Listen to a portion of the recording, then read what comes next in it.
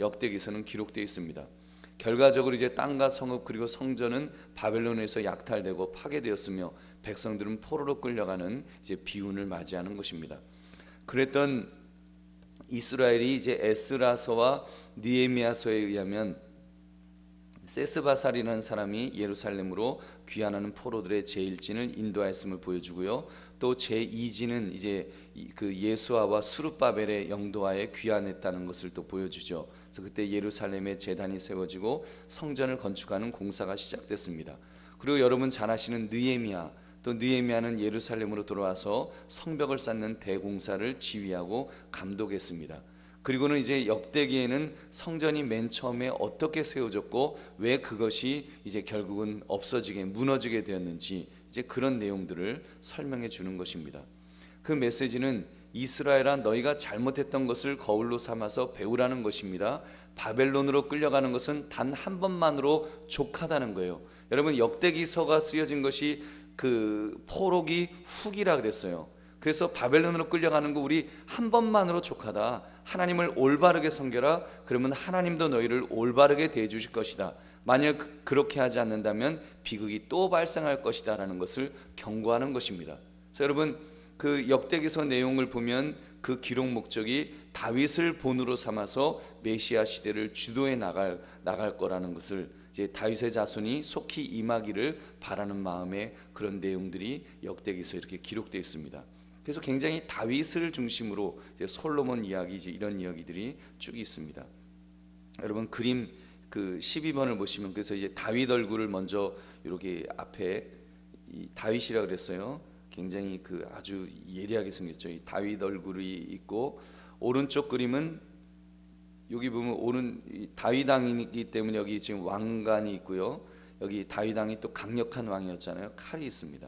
그리고 오른쪽에 보시면 이게 지금 그 빵이 아니에요. 이거 빵이 아니고 제사장의 모자입니다.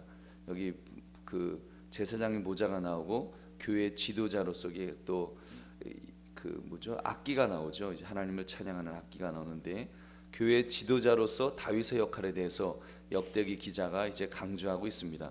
그래서 다윗이 성전 짓기를 꿈꾸고 있었던 것을 묘사하고 이 성전을 짓고 싶어 했죠. 그 성전 건축의 계획과 재료를 모은 사람이 다윗이었으며 또 성전 예배를 위해서 성가대를 훈련시켰던 사람도 다윗이었고 성전 짓는 것은 이제 아들 솔로몬에게 이제 맡겨집니다.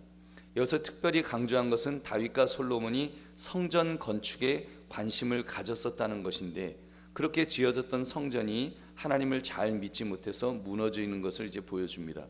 그렇게 쓰였던 솔로몬의 성전이 이제 바벨론의 침공에 의해서 완전히 무너진 것이 여러분 아시는 대로 이제 그 유다 나라의 멸망이 이제 그런 것을 보여주죠.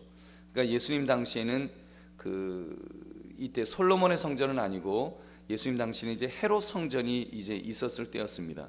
이 그림이 이제 그런 사실들을 좀 나타내 보여주고 그리고 이때 특별히 강조된 것은 인간 왕은 더 이상 존재하지 않았기 때문에 이제 하나님이 왕이 되심을 강조하는 그런 시대로 이제 바뀌어지는 겁니다. 그래서 어찌 됐건 이들이 지금 요 성전을 중심으로 이제 사람들이 공동체가 되어서 성전 중심의 삶을 살기를 원하는 그 모습 여러분 포로기 이후에는 이제 그런 움직임이 있다는 거예요. 그래서 우리가 에스라나 느헤미야라든지 역대기 상하를 보시면 그런 성전 중심으로 이제 생활을 해야 된다고 하는 그런 내용들이 이렇게 강하게 나타내 있다는 것입니다. 그래서 어떻게 그런 내용들이 있고요.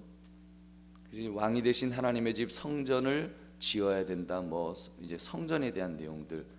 그 다윗의 후손 가운데 왕을 세우셔서 이제는 언젠가는 하나님께서 메시아가 이제 오셔서 그 통치하게 될 것이다. 이제 그런 내용까지 그런 내용들로 이제 되어 있습니다. 그 다음 104쪽을 보시면 이스라엘을 통치했던 고대 권력을 이렇게 묘사합니다. 여러분 104쪽이 이건가요? 여기 그림을 보시면 그 이스라엘 통치했던 고대 권력들이 나오죠. 아수르가 지금 지금 요 그림으로 보시면 여러분 책에 있는 그림 보이시나요? 그러니까 여기가 지금 이스라엘이에요. 여기. 그래서 그림을 가만 보시면요, 거의 뭐 아수르 때도 아수르가 이제 세계를 지배할 때 여기도 또 걸리고, 바벨론이 지배할 때도 이제 바벨론에서 여기 걸리게 되고, 파사 나라가 지배할 때도 이제 항상 이 이스라엘은 그냥 늘 이 강대국들, 그 강대국이 세계를 지배하는 바로 그 언저리에서 늘 이렇게 당하고 있는 거예요. 그리스가 지배할 때, 또 로마가 지배할 때, 하여튼 이스라엘은 그냥 그 세계 역사 속에 보면은 예수님 오실 때까지 계속 강대국들이 계속 지배하는 그 사이에 늘 끼어갖고 이렇게 그 살고 있었던 것을 여러분 이렇게 볼 수가 있습니다. 그 다음 페이지를 보시면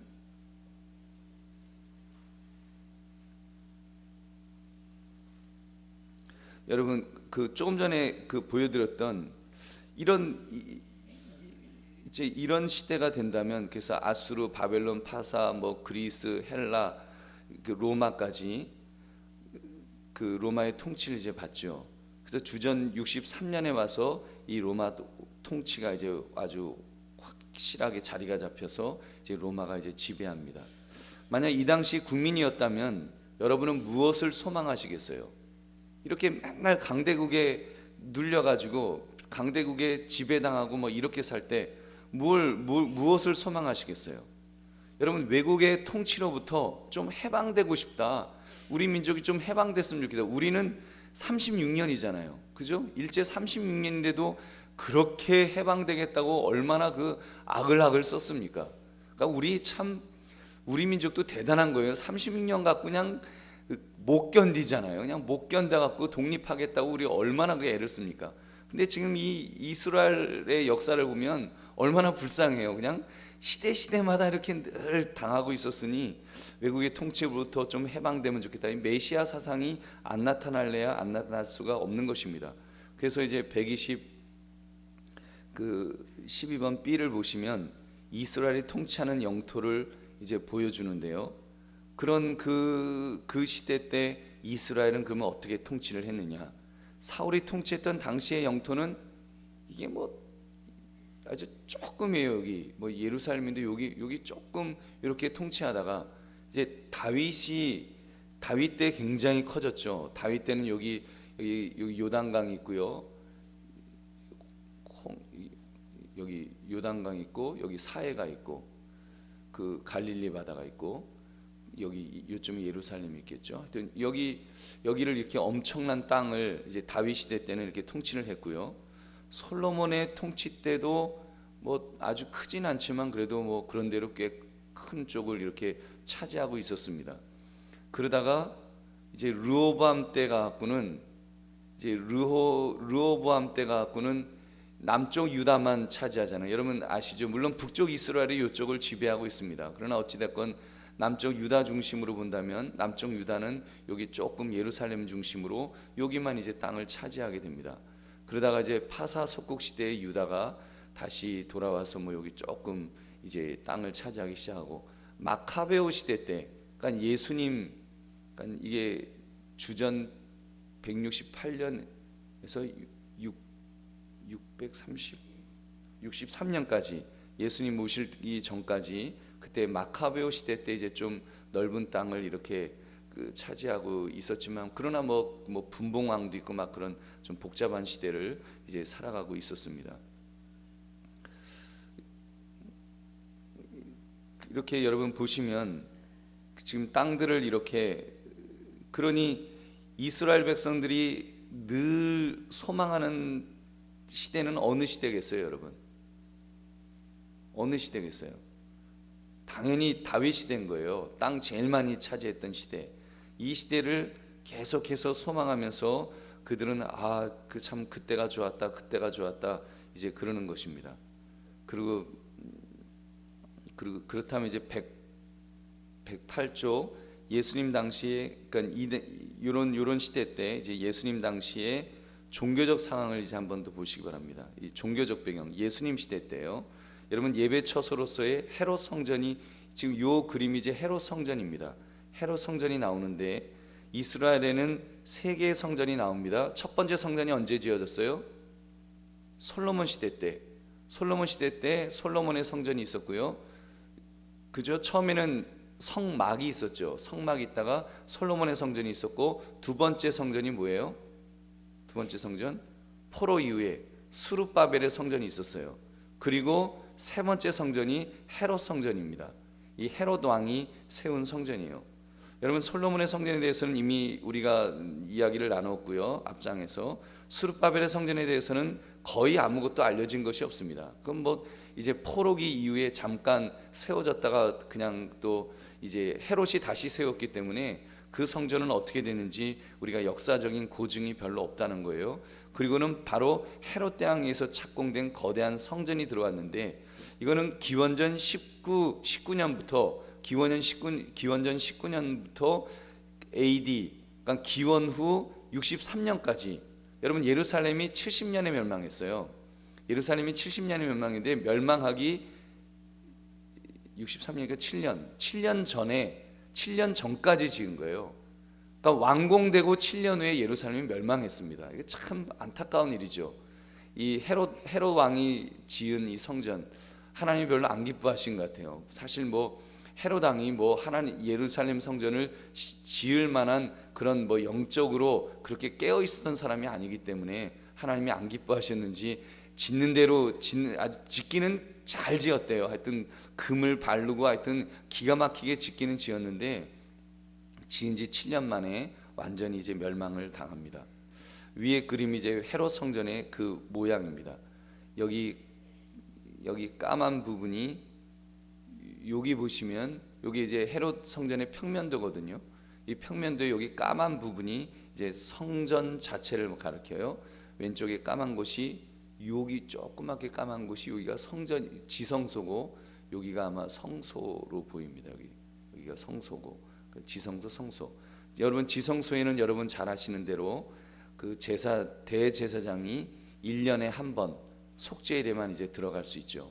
그리고 제사장들은 보통 때는 성소까지만 들어갈 수 있어요. 그래서 여기 그림 보시면 여기 제사장 해갖고 이렇게 따라가면 제사장은 여기서 이제 여기를 이제 왔다 갔다 여기서 활동했다는 걸 알 수 있고요.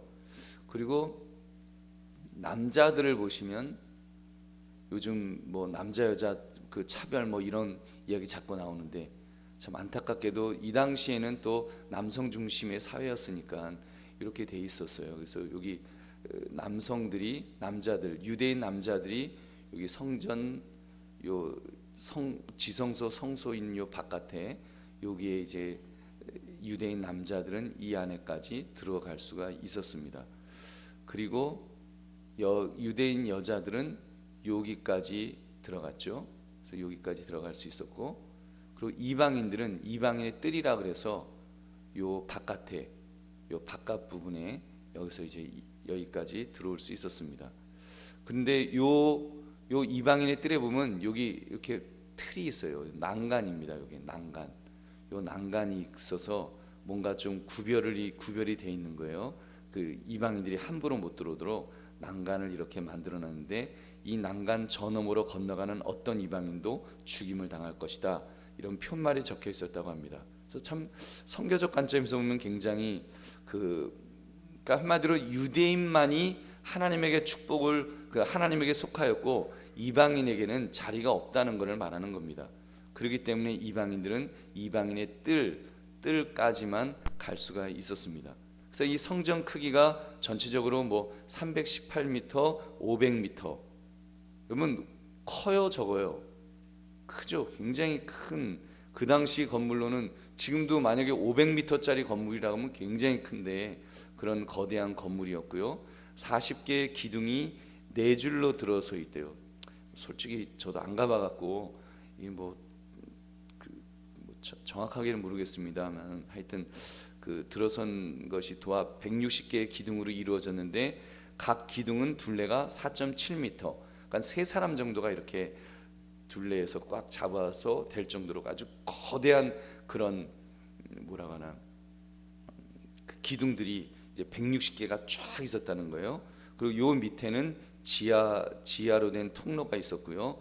또 이 밑으로 들어가서 이제 성전으로 이제 올라갈 수 있는 그런, 또 이 성전이 이렇게 언덕에 있었으니까 지하가 이렇게 있었던 것을 볼 수가 있습니다. 근데 이제 로마 군인들이 70년을 멸망시켰을 때 여러분 이 성전이 무너진 거예요. 이 성전이 돌 위에 돌 하나도 남지 않을 정도로 무너뜨렸습니다. 왜냐하면 로마 군인들한테 그런 소문이 있었어요. 이 성전 사이에 다 금이 있다. 금을 갖다가 부어서 만들었다고 하는 그런 소문이 있었어요. 그래갖고 돌 위에 돌 하나도 다 무너뜨리는 거예요. 그래서 거기 금 혹시 이렇게 부은 거 있나 해갖고 그렇게 금을 캐기 위해서 아주 성전이 무너졌습니다. 그러니까 여러분 예수님 당시에 그 성전이 무너졌을 때 얼마나 실망했겠습니까? 예수님이 또 성전에 대해서 이런 말씀하셨어요. 내가 이 성전을 그 사흘 만에 그 무너뜨렸다가 사흘 만에 내가 다시 세우리라. 이런 말씀을 하시니까 뭐 유대인들이 굉장히 충격을 받는 거예요. 아니 저 사람이 뭔데 감히 이 성전, 우리는 이 성전을 중심으로 우리는 신앙생활해야 될 사람들인데 이 성전을 막 무너뜨리겠다고 막 말을 하니까 사람들이 굉장히 좀 유대 교권자들이 반발했던 것입니다. 그렇게 성전이 있고 성전 중심의 그런 신앙생활하는 모습이 있었고, 또 하나는 여러분 잘 아시는 것처럼 회당이 있었습니다. 회당은 바벨론 포로 시대 이후부터 이제 회당이 있었던 것으로 우리가 추측합니다. 성전은 유대 지역의 하나였지만 회당은 각 지역마다 있었어요. 그래서 제사를 지내기 위한 목적은 아니고 기도드리고 율법과 선지서 있는 글을 읽고 설명하는 목적으로 이제 그 회당이 있었습니다. 또 안식일에 예배드리는 목적, 지역 학교와 단체의 중심지, 지방 행정을 위한 중심지로 회당이 그렇게 사용되었다는 것입니다. 그 다음 그림 보시면 이제 그 당시 유대인들의 그 어떤 사상이에요. 사상이 아니라 그 당시 예수님 당시 있었던 유대인 종파들에 관한 내용입니다. 대표적인 종파가 이 4개의 종파가 있었다는 거예요. 첫 번째가 그 바리새파, 여기 이제 바리새인들이거든요. 바리새인들, 그러니까 마카비 당시 주전 175년경에서 시작되었다고 하는데요. 이 바리새인이라는 건 구별된 자라는 뜻이잖아요. 그래서 이들은 지금 율법을 갖다 613개를 조항을 만들어 놓고 하여튼 그 율법을 지키는 거. 그래서 그들은 율법을 강조했습니다. 이 율법을 굉장히 강조했는데 이 율법은 하나님과 백성을 연결시켜주는 그런 어떤 글이라고 생각했어요. 하나님과 백성을 연결시켜주는 그런 글이다. 그러니 뭐 율법에 아주 생명을 거는 것입니다. 예수님께서 오셔서 율법을 대체하신다는 것으로 말씀하셨을 때 그들이 충격이 굉장히 컸을 거예요. 그런 그들이 있고, 또 여기 나오는 이제 여기 사두개인들은 그 역시 마카비 시대 때 이제 시작된 사람들인데 그들은 성전과 성전에서 행해지는 의식을 강조합니다. 그러니까 제사장 그룹이에요. 이 사람들은 제사장 그룹인데 좀 아이러니한 거는 제사장 그룹인데 이 사람들은 메시아에 대한 그 소망이 없었습니다. 이 사람들은 메시아에 대한 소망이 없었고, 이 사람들은 바리새인들은 메시아에 대한 소망이 있었고, 뭐 또 좀 그런 차이가 있고요. 여기 보면 셀롯인들, 여기 열심당원이라고도 부르는데 셀롯인들이 나와요. 무기로서 무장해갖고 여기 그 무기가 있잖아요. 칼이 있잖아요. 무기로서 무장을 해서 대제국을 그 다윗 때 있었던 대제국을 다시 재건하자 하는 사람들이 셀롯인들, 열심당원이라고 하는 그런 사람들이었습니다. 이 사람들은 이제 AD 6년경에 주후 6년경에 예수님 활동하시던 그 시절 그 무렵에 이제 왕성하게 활동했던 그런 사람들입니다. 그리고 또 한 사람들이 나오는데 서기관이 나옵니다. 율법을 가르치는 것과 율법을 해석하는 것에 관심을 가졌던 그런 사람들이 나옵니다. 그 다음에 12, 그 다음 그림을 보시면요, 그림이 좀 많아요. 좀 더 자세히 바리새인과 사두개인들에 대해서 설명하고 있습니다. 먼저 이제 성전의 평면도가 다시 여러분 앞에 이렇게 보일 것입니다. 투구와 칼이 있는데 로마의 지배 아래 있었다는 것을 지금 가리키는 거고요. 예수님 당시 이제 로마의 지배하에 있었죠. 그걸 가리키고 그 북서쪽에는 이쪽에 이제 북서쪽 요쪽이죠. 요쪽에 보면 그 안토니아 요새라는 것이 여기에 이제 있었다는 거예요. 여기 안토니아 요새가 있어서 로마의 총독이 예루살렘에 오면 바로 이곳에서 이제 머물렀다는 것입니다. 그 예수님께서 체포되셔 갖고 재판 받았던 것도 바로 이쪽 이 안토니아 요새에서 예수님이 잡혀왔던 것을 우리가 알 수 있고요. 또 오른쪽 위에 보시면 중요한 단어가 세 가지가 나옵니다. 그 당시 예수님 시대 당시에 사람들이 가졌던 중요한 이슈되는 단어가 세 개인데, 하나가 한 분 하나님. 유대인들은 하나님은 한 분이시다. 그러니까 유일신 사상이 있었죠. 두 번째가 민족주의. 예수님 시대 유대인들은 오직 유대인들만을 위한 하나님으로 이해했고, 이방인도 유대인으로 개종해야 된다고 하는, 유대인이 돼야 된다고 하는 그 민족주의가 아주 굉장히 강했습니다. 그리고 세 번째는 율법.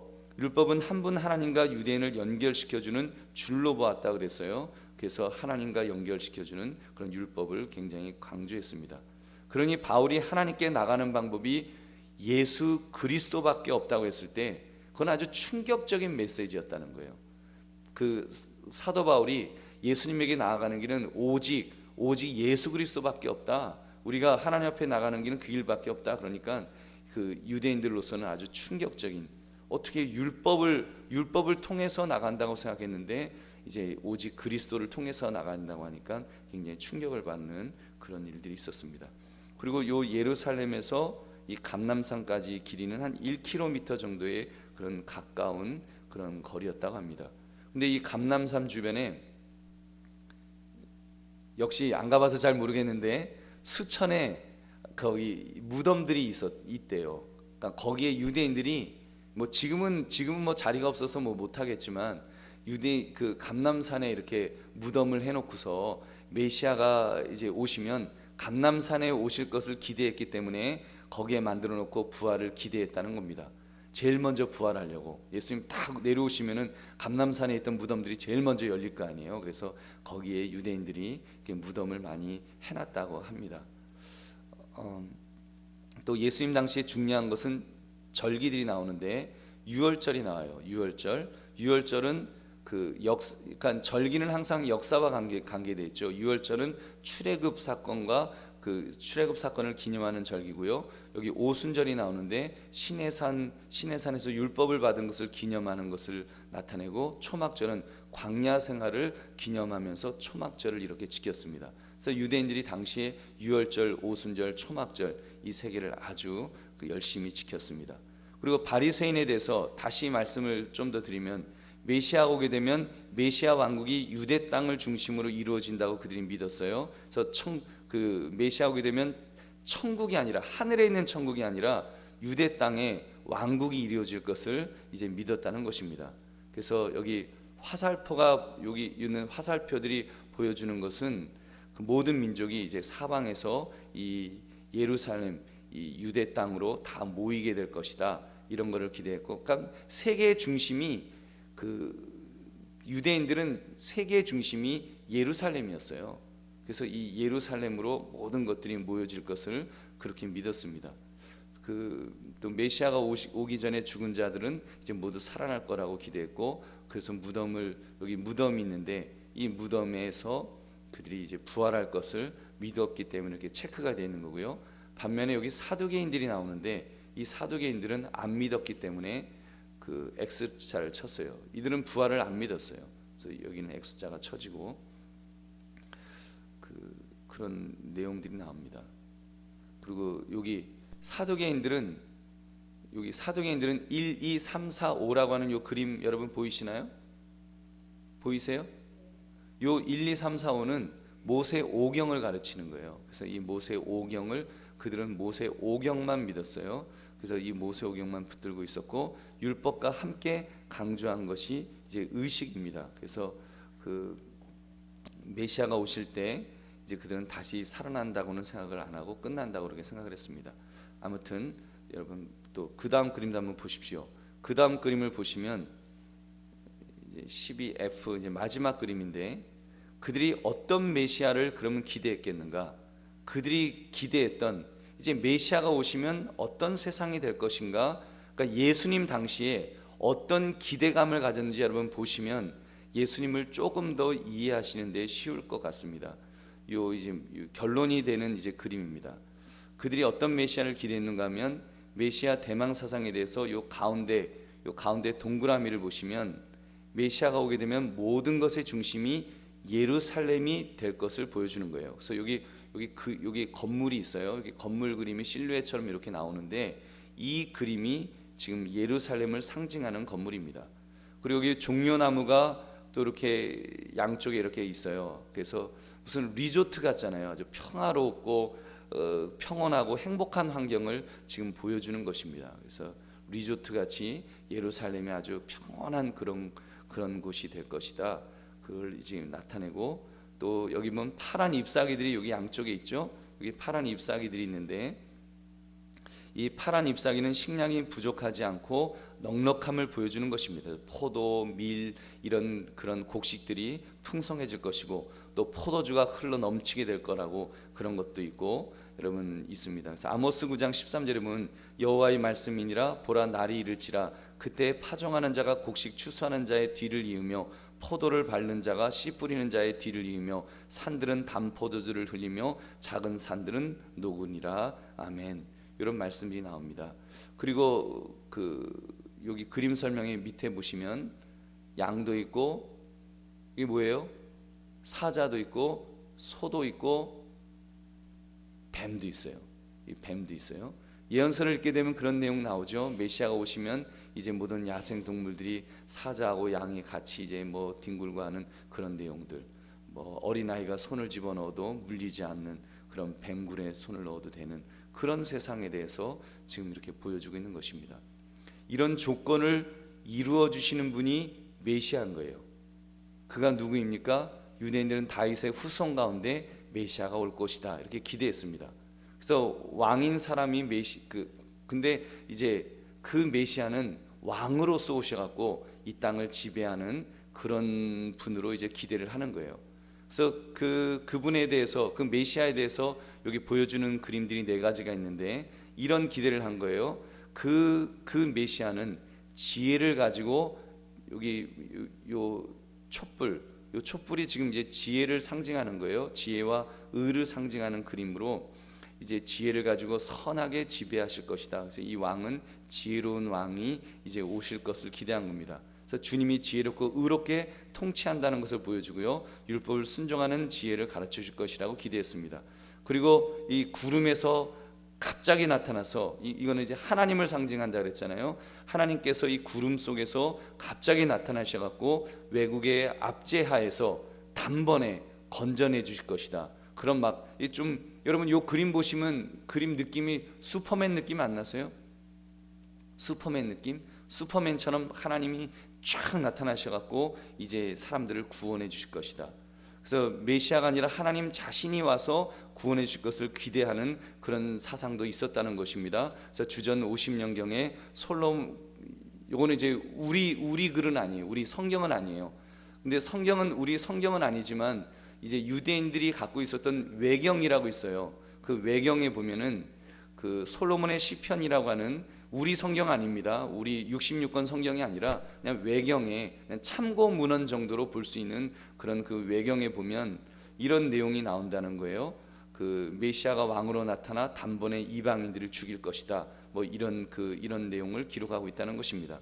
그래서 오직 유대인들만이 살게 될 것이다 하는 그런 것들을 그 당시 예수님 시대 때 그런 메시아를 기대했다는 거예요. 그리고 이제 과연 메시아가 시대가 오면 그럼 누가 함께 참여하게 될 것인가? 율법 안에 있는 자. 그래서 율법 안에 있는 자, 여기 칼은 이제 그런 오셔서 구원하시는 그런 내용이라면 이제 그러면 누가 참여할 것인가? 율법 안에 있는 자. 다시 말하면 유대인을 말하는 거예요. 유대인들만 구원받을 것이다. 유대인들만 자동적으로 메시아 시대 때 이제 누리며 살게 될 것이라는 걸 나타낸 거고요. 여기 이방인입니다. 율법 밖에 있는 이방인.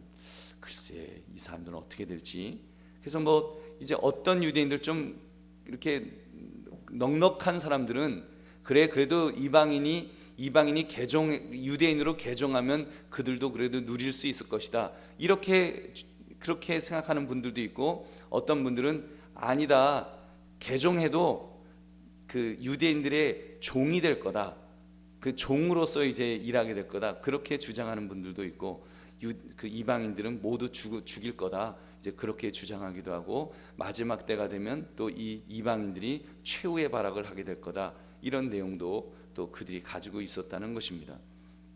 여러분, 이게 예수님 당시에 가졌던 그런 그 유대인들이 가졌던 그 메시아에 대한 그런 어떤 사상, 하나님에 대한 어떤 그 기대감, 이런 거였다는 것입니다. 여러분, 이런 내용하고 연결해서 여러분 예수님의 가나 혼인 잔치를 여러분 한번 생각해 보십시오. 여러분, 그 의미가 굉장히 더 드러나는 거예요. 왜 예수님께서 가나의 혼인 잔치를 하셨는가? 그 물 자체는 결례식 때 사용했던 그런 물이잖아요. 그 깨끗하게 하는 데 손 닦는 데 쓰는 그런 결례식 때 쓰는 그 물을 가지고 포도주를 만드셨습니다. 그 물을 가지고 풍성한 포도주를 만들어 주신 거예요. 아까 보여드렸던 요 그림, 요 풍성함 있잖아요. 메시아가 오시면 이렇게 풍성해질 것이다, 곡식도 많아질 것이고 포도주도 많아질 것이라고 하는 바로 그 풍성한 포도주를 예수님께서 만들어 주신 거예요. 그래서 그 예수님께서 이적으로 만든 포도주를 맛보고, 야, 이전 것보다 훨씬 더 맛있다 하면서 사람들이 그 예수님의 이적을 통해서, 아, 이분이 메시아구나, 우리가 기대하는 바로 그 메시아가 바로 예수님이구나, 이것을 깨달을 수 있도록 그렇게 또 한 것입니다. 또 메시아가 오시면 예루살렘을 중심으로 모이게 된다고 믿습니다. 예수님 당시 예루살렘의 원수인 그 예루살렘은 원수의 도시가 되어버렸다는 거예요. 근데 요한복음 6장에 보시면 많은 사람을 이제 오병이어의 사건이 나오는데, 그 오병이어의 사건을 통해서 여러분, 메시아가 정말 그 예수님이 틀림없는 메시아구나 하는 걸 깨닫는다는 거예요. 왜냐하면 이들이 기대했던 것이 메시아가 오시면 풍성한 열매를 맺히게 된다고 했는데, 바로 예수님께서 그렇게 그들을 먹이셨거든요. 근데 그들이 기대했던 이제 메시아는 결국은 이 땅을 지배하는 그런 왕이었죠. 그렇기 때문에 예수님께서 거절하셨어요. 나는 너희들이 기대하는 그런 왕이 아니다. 그래서 오히려 그들을 피하셨던 그런 내용도 여러분 아실 것입니다. 또 예수님께서 무리를 걸으신 그런 사건도 나와요. 무리를 걸으시는 이적을 행하셨는데 왜 그렇게 하셨을까요? 유대인들은 믿기를 하나님만이 바다와 폭풍을 지배한다고 믿었기 때문입니다. 그래서 폭풍이를 걸으셨으니까 그가 바로 우주를 지배하시는 그런 분이라는 것을 믿게 해주신 것입니다. 그러므로 이적을 베푸시는 것을 보았을 때 또 왕으로 삼기를 막 그들은 원했던 거예요. 또 만나에 대한 이야기도 또 나옵니다. 유대인들이 예수님께 표적을 보여달라고 했을 때 하나님께서 광야에서 만나를 주셨습니다. 근데 여호수아를 통해 광야를 거쳐 요단강을 건너 가나안 복지를 들어갔을 때 만나가 그쳤어요. 그래서 그들은 그 땅에서 맺혀진 열매를 이제 먹게 되었습니다. 근데 랍비들은 뭐라고 가르쳤는가 하면 메시아가 오면 다시 만나가 다시 떨어져 먹게 될 것이다. 근데 여러분, 요한복음 6장 끝부분에 이제 예수님께서 이런 말씀하셨어요. 내가 바로 생명의 떡이다. 내가 바로 생명의 떡이다라고 말씀하셨습니다. 근데 그들이 기대했던 그 만나인데, 그들도 분명히 만나를 기대했는데 예수님이 말씀하신 만나와 유대인들이 기대했던 만나가 차이가 있었던 거예요. 예수님은 유대인들이 기대했던 것은 육신의 배를 채우는 그런 메시아, 그런 만나를 주시는 메시아로 그들은 기대했고, 예수님이 말씀하셨던 것은 심령을 채우는 그런 만나, 심령을 채워주는 만나를 예수님은 말씀하셨습니다. 여러분, 그렇다면 오늘 이 시대를 살아가면서 우리는 과연 어떤 예수님을 영접하려고 하는지, 나는 어떤 예수님을 기대하고 있는지, 혹시 예수님에 대한 기대가 이런 중간 시대 때 예수님이 오셨을 당시에 유대인들이 기대했던 그런 너무 세상적인 것으로 우리가 메시아를 기대하고 있지 않는지 오늘 말씀을 통해서 좀 조율해 보시기 바랍니다. 내가 너무 세상적인 메시아로, 그런 구원자로 우리 예수님을 이해하거나 또 그런 분으로 내가 자꾸 생각하면서 정말 예수님이 보여주시고 예수님이 나타내시고자 하셨던 그 메시아, 그 예수님을 우리가 제대로 이해하지 못하고 있지 않는지 여러분 오늘 말씀을 통해서 여러분 다시 한번 재점검하시기를 주님의 이름으로 축원합니다. 여러분, 그래서 우리가 주님 앞에 주님께 더 가까워져야 될 거 아닙니까? 이 당시 예수님 당시 있었던 이런 강팍했던 유대인들처럼 그냥 고집하는 거예요. 내가 그림을 그려놓고 내가 메시아는 이런 사람이 이런 분이어야 된다, 하나님은 이런 분이어야 된다, 그리고 그 틀에 예수님을 억지로 맞추려고 하는 거예요. 여러분, 그것은 건강한 신앙생활이 아닙니다. 여러분, 우리는 하나님을 우리의 틀에 막 끼워서 맞추는 그런 신앙생활을 하면 안 돼요. 여러분, 우리는 하나님에게 우리의 생각이 여러분 바뀌어져야 될 줄 믿으시기 바랍니다. 하나님이 어떤 분이신지, 예수님이 어떤 예수님이신지 우리가 바로 알고 그냥 그분께 우리는 복종하는 거예요. 그 예수님께서 그 만나는 우리 배를 채우는 만나가 아니다 심령을 채우는 것이다 라고 말씀하시면 아멘 하면서 우리는 그쪽으로 가야 되는 거예요. 근데 우리가 지금도 고집하면서 아니다 내 배를 채워달라, 만약에 거기에만 우리가 급급해 있다면 우리가 하나님을 믿지만 여러분 좀 절반짜리 하나님이 되지 않을까. 여러분, 우리가 이런 역사를 통해서 우리가 깨닫는 것은 반면교사로서 깨닫는 것들이 있는 거예요. 유대인들은 메시아를 만났어요. 직접 만났어요. 3년 예수님 공생의 기간에 활동하시는 예수님을 목격하고 체험했던 사람들입니다.